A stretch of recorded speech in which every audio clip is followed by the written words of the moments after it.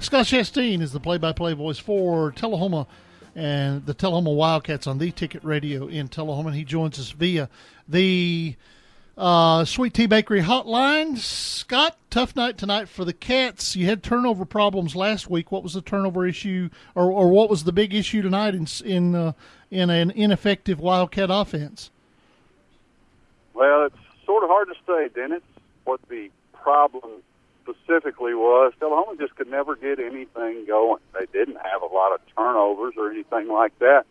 The Wildcats were just unable to run it, and they were unable to throw it. And Lincoln County, every time they had the ball, it seemed that they had it for 4 or 5 minutes. They had a good mixture of running and passing.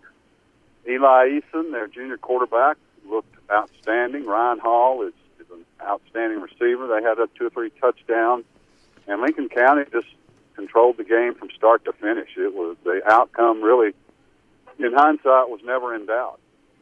We're talking to Scott Shasteen, the play-by-play voice for the Ticket Radio. Injuries have been a problem for Tullahoma, and depth is beginning to become an issue. Coming out of the game, did you lose anybody else to injury, or knock on wood, do you know of anybody that's that might have or anybody that might be injured? Hopefully they're not, but knock on wood, they're not. No, it didn't seem like it. We didn't see anybody come off with injury or anything. I think Tullahoma will have its full contingent of players for next week's coffee pot game. The Wildcats will be trying to earn the opportunity to at least be considered for a playoff berth. If they could beat Coffee County next week, both of these teams coming off big losses this week, it'll be a nasty coffee pot next week in Wilkins Stadium. Yeah, and it will be sponsored by the local MASH units, I believe, as both teams have been riddled with injuries. The matchup against Coffee County, and I haven't really looked at it very close right now, but it's got to be one that, even though you've got to be dejected, both teams have got to be dejected coming out of tonight, it's something that each team can build on next week, isn't it? Well, yeah, it is.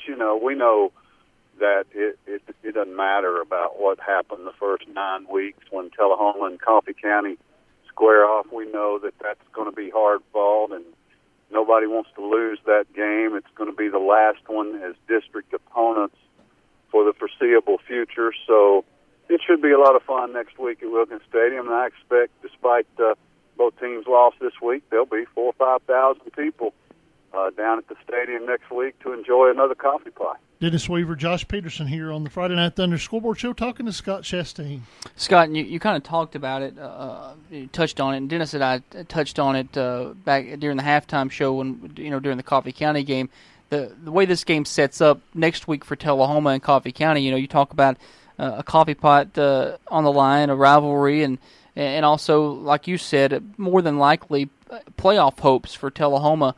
It's a must-win game for them in all senses. Just talk about what you expect in that atmosphere next week, and what Tullahoma's got to do to go out there and get a win, because Coffee County's going to, I'm sure, thrive in trying to play that spoiler role.